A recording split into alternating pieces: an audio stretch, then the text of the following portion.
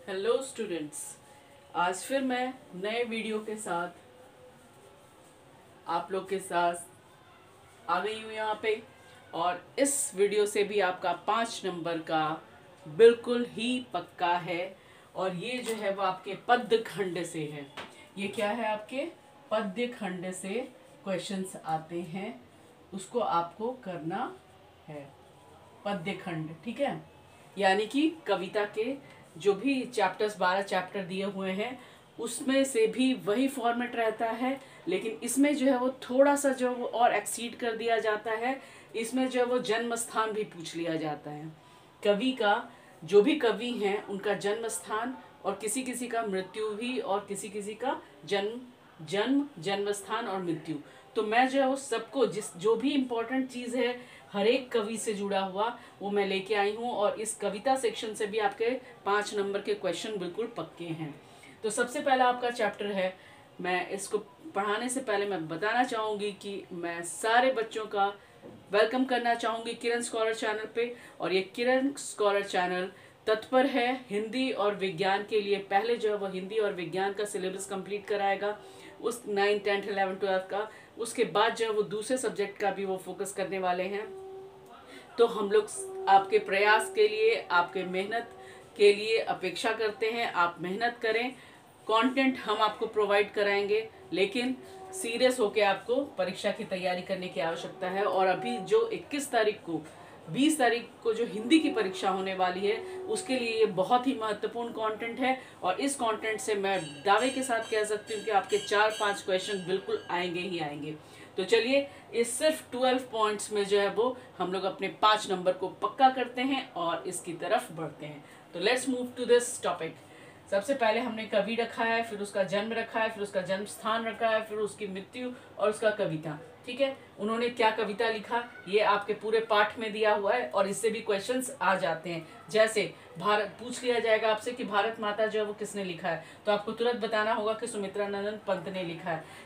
Hiroshima जो है वो किसने लिखा है, तो हिरोशिमा जो है वो अगे ने लिखा है। अगे के बारे में जो है वो, अगे के बारे में एक बहुत ही महत्वपूर्ण बात आप याद रख लीजिएगा कि बहुत सारे क्वेश्चन पेपर में जो है वो इनका पूरा नाम पूछ लिया जाता है। तो आपको बोलना पड़ेगा सच्चिदानंद हीरानंद अगे। ठीक है, सिर्फ अगे दे दिया जाएगा, बोलेगा इनका पूरा नाम क्या है, तो आपको ये सच्चिदानंद हीरानंद अगे, ये बहुत ही वांटेड क्वेश्चन है और बहुत ही एक्सपेक्टेड क्वेश्चन है, ये आ सकता है आपका। ठीक है, बाकी जन्म स्थान के बारे में जो वो मैं पूरा श्योर नहीं कहूंगी। आप ये जन्म जो है वो नहीं भी करेंगे तो चल जाएगा, लेकिन आपको जन्म स्थान जो है वो बिल्कुल स्टार पॉइंट समझ लीजिए कि ये आपको, ये पोर्शन आपको करने हैं। ये तलवंडी से 3 बार 4 बार क्वेश्चन आ चुका है कि गुरु नानक का जन्म स्थान जो है वो कहाँ है, यहाँ कहाँ जन्मे थे, तो आपको तुरंत तलवंडी बताना होगा। मृत्यु के लिए भी नहीं बोलूंगी मैं कि आप मृत्यु नहीं याद हो रहा है, आप मृत्यु याद मत करो, लेकिन इस वाले में जो है वो आपको कवि,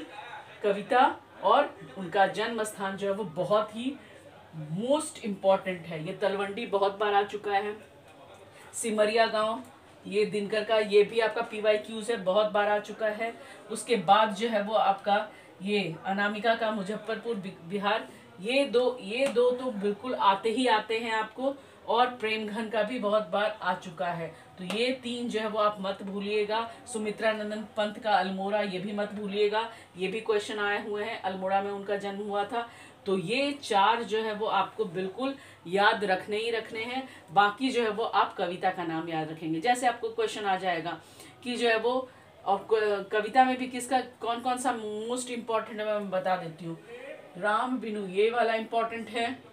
उसके बाद स्वदेशी इम्पॉर्टेंट है, भारत माता इम्पॉर्टेंट है, हिरोशिमा इम्पॉर्टेंट है, जनतंत्र का जन्म इम्पॉर्टेंट है, और अक्षर ज्ञान इम्पॉर्टेंट है। आप पढ़ने का सब पढ़ेंगे, लेकिन इस पर मोस्टली फोकस करेंगे। इस वाले जो मैं हाईलाइट कर रही हूँ उस पर आप बहुत फोकस कर लीजिएगा।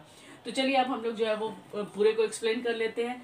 तो पहला जो है वो आप पहले पॉइंट पे फोकस करिए। मैं हाथ इसलिए नहीं रख रही हूँ, पहला पॉइंट पे आप फोकस करेंगे। गुरु नानक है, पहला पाठ जो है वो आपका गुरु नानक जी का है। उनका जन्म जो है वो 1469 ईस्वी में हुआ था। कहाँ हुआ था, तो तलवंडी में हुआ था। उनकी मृत्यु 1539 ईस्वी में हुई थी। उन्होंने क्या कविता लिखी थी, तो उन्होंने कविता लिखी थी राम बिनु बिरथे जगी जन्मा, जो आपका पहला वहां पे दिख रहा है वो है। उसके बाद फिर दूसरे नंबर पे आप फोकस करेंगे रसखान है। रसखान के जन्म स्थान के बारे में कोई डिक्लेरेंस नहीं है, इसलिए मैं उसको नहीं लिखी हूँ, ठीक है। वो आते भी नहीं है आपके। उन्होंने क्या कविता लिखी, तो उन्होंने लिखी थी प्रेम आयनी श्री राधिका, ठीक है। उसके बाद तीसरा नंबर में घनानंद, ये बहुत ही इंपॉर्टेंट है।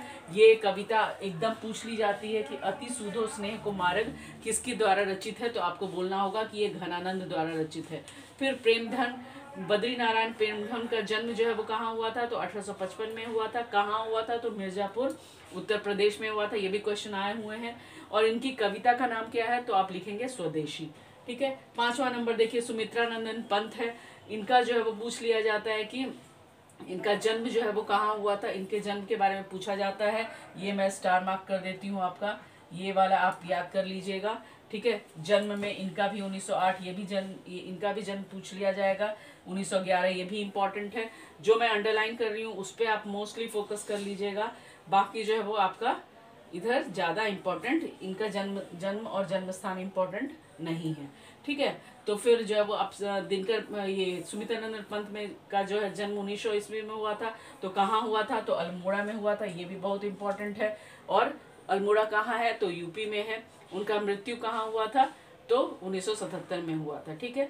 और उनकी द्वारा रचित कविता कौन सी है, तो भारत माता है। अब 6 नंबर पे आएंगे रामधारी सिंह दिनकर का।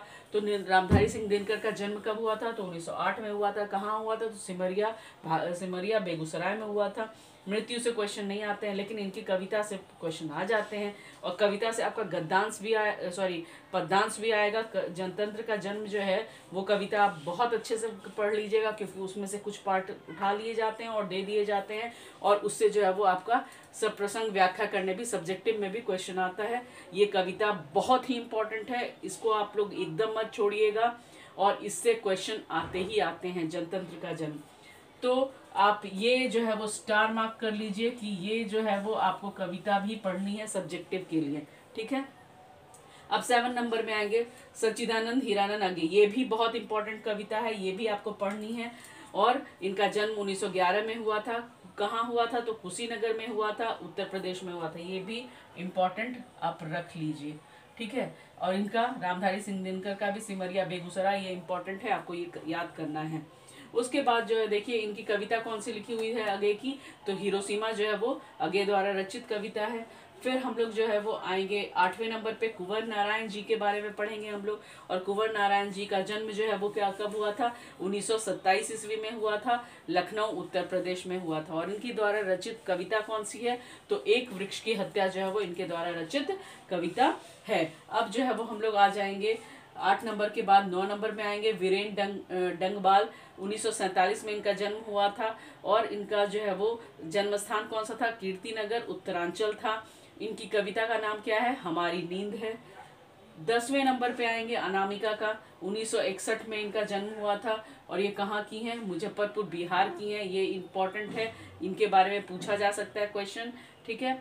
क्योंकि इनको जो है वो अभी साहित्य, इनको जो पुरस्कार भी मिला है 1921 में, इसलिए इनसे क्वेश्चन रिलेटेड आ सकते हैं। कवित्री में जो है वो अनामिका के बारे में आप थोड़ा ध्यान दे लीजिएगा। इनके द्वारा रचित कविता कौन सी है, तो अक्षर ज्ञान है।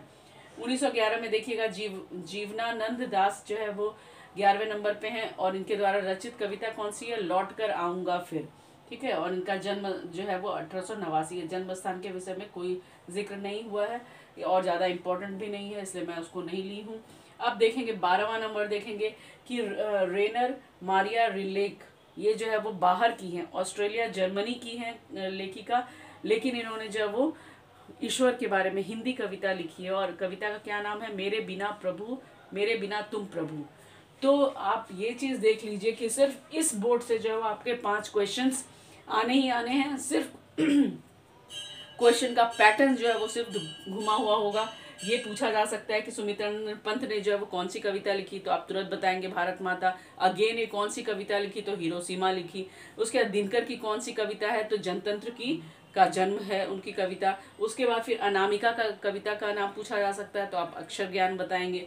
गुरु नानक जी का पूछा जाएगा तो आप बनाएंगे राम बिनु बिरथे जगी जन्मा, ठीक है। उसके बाद फिर जो घनानंद की कविता का नाम पूछा जाएगा तो आप बता सकते हो कि अति प्रेम अति सूधो स्नेह को मारक, अति सूधो स्नेह को मारक।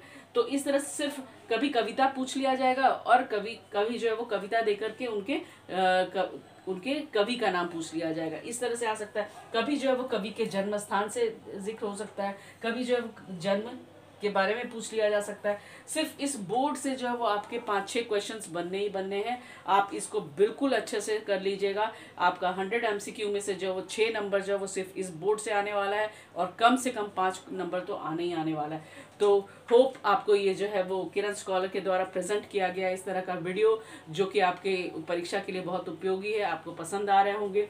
अगर आपको ये पसंद आ रहे हैं तो please like, share and subscribe Kiran scholar channel और बेल आइकन दबाना ना भूलें, क्योंकि आपके इंटर के एग्ज़ाम्स के बाद इंटर 2023 के सारे क्वेश्चन पेपर के MCQ अपलोडेड किए गए हैं, प्लेलिस्ट में हैं। और अब जो है वो मैट्रिक के भी जो है वो सारे क्वेश्चन पेपर के MCQ के आंसर्स जो है वो अपलोड कर दिए जा रहे हैं और क्वेश्चन पेपर भी PDF भी डाउनलोड कर दिया जाएगा। ठीक है, अगर आपको PDF की आवश्यकता है तो आप हमें जो है वो कमेंट में बता सकते हैं उसी वीडियो को देखने के बाद कि जस्ट आई वांट PDF, तो मैं PDF भी डाउनलोड कर दूंगी। फिलहाल जो है वो आप अपनी तैयारी को बनाए रखें, बस मेहनत करें।